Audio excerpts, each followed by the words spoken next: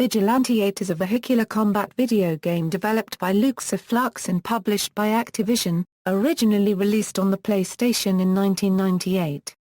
Later ports of the game were released for the Nintendo 64 and Game Boy Color. It is a spin-off of the PC game Interstate 76, featuring several of its theme concepts.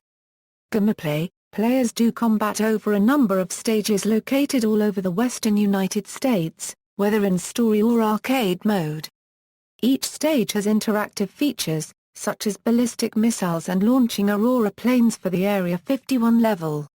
Every vehicle is equipped with a machine gun by default, but players can add up to 3 out of 5 available weapons: mines, autocannons, rocket pods, mortars, and homing missiles, plus a special weapon unique to the vehicle. 3 types of special attacks can be made using each of the 5 standard weapons, at a bigger cost and ammunition, by performing fighting game-style movements and button presses on the control pad. These attacks may be performed during normal play or to eliminate nearly destroyed cars in a method called totaling. In line with the fighting game-style element, players can also score up to 6 combo hits called whammies. There are special icons scattered across the playing field.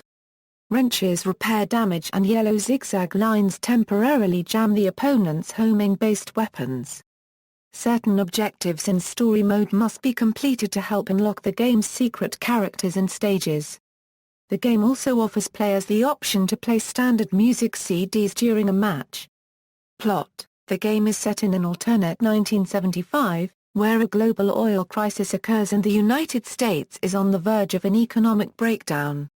A rampant crime wave in the cities prompts the deployment of more security forces, leaving the hinterlands with little or no law and order. A multinational oil consortium, the Oil Monopoly Alliance regime, is determined to control the global petroleum market and wants the destruction of the U.S. to ensure the success of their plan. Characters: the game's protagonists are the Vigilantes, a group of residents from various southwestern U.S. states who band together to preserve law and order in light of the chaos gripping the country. Their leader is Convoy, an old cowboy driving a semi-truck. He is accompanied in the fight by his niece Sheila, Las Vegas high roller John Talk, alien-obsessed hippie Dave, Talk's friends Slick Clyde and FBI agent Chassis Blue, who was assigned to investigate reports of gun battles in the region. The game's antagonists are the Coyotes, a group of hitmen recruited to carry out Omar's scheme by terrorizing commercial installations throughout the region using weaponry stolen from the ultra-secret Site 4 base at Papoose Lake in Nevada. Their founder is known Australian terrorist Sid Byrne. His cohorts are disco dancer Boogie, mentally disturbed S-4 pilot Lockie. Beeswax, a beekeeper frustrated by the irradiation of his beehive. Houston 3, a woman brainwashed as one of Omar's assassins, and juvenile delinquent Mollo, who is driving a school bus and is desperate to join the Coyotes. An extraterrestrial being named Why the alien appears in the game as a secret character.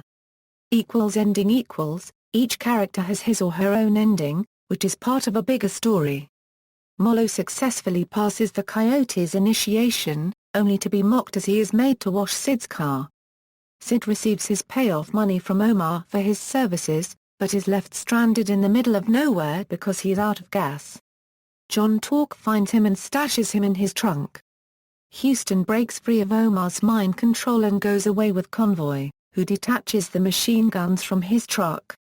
Sheila barely misses them at a gas station and is forced to walk on the road, where Convoy and Houston pick her up.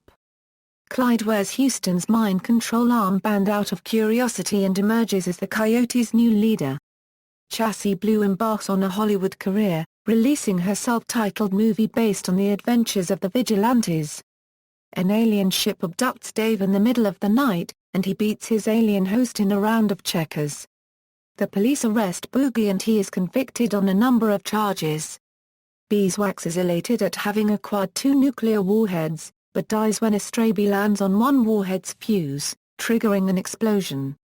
Lockie finds a UFO and is eager to fly it, but it crashes and he is mistaken for a live alien UFO pilot. In the N64 version of the game, the ship Lockie crashed is revealed to be that of Why the Alien, who was seeking extra fuel and parts for his ship after being stranded on Earth for some time looking for his friends.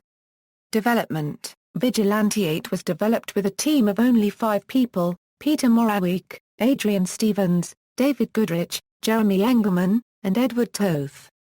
A commercial for the N64 version was produced for its release in March 1999.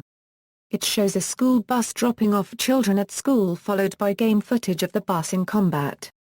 The students wait for their bus at dismissal time, only to find it severely damaged when it arrives. The advertisement was withdrawn following the Columbine massacre. The N64 version of the game also includes a new campaign for Why the Alien and a fantasy stage called Super Dreamland 64, as well as 3 new multiplayer modes to take advantage of the system's 4 control ports and a 2-player story mode. It also requires the N64 expansion pack to improve the graphics and access bonus content. Reception: the game received good reviews. Ryan McDonald of GameSpot graded the PlayStation release of the game at 8 out of 10, noting the easy control scheme and the well-designed graphics. He noted that the game's offerings would give reason for players to retire from Twisted Metal 2. Sean Smith of Electronic Gaming Monthly noted the N64 multiplayer mode offered more fun and ran relatively smoothly in high-resolution mode. Legacy: a sequel was produced, titled Vigilante 8, Second Offense, released for the PlayStation, Dreamcast, and Nintendo 64 in 1999. A remake for the Xbox 360, titled Vigilante 8 Arcade, was created by Isopod Labs, an independent company formed by the founders of Luxoflux. The game features a high-definition rendition of the past games plus some added multiplayer levels complete with an online mode. It was released onto Xbox Live Arcade on November 5, 2008. The developer of the 2 Vigilante 8 games, Luxoflux, produced a game very similar to Vigilante 8 using the Star Wars license, titled Star Wars: Demolition. References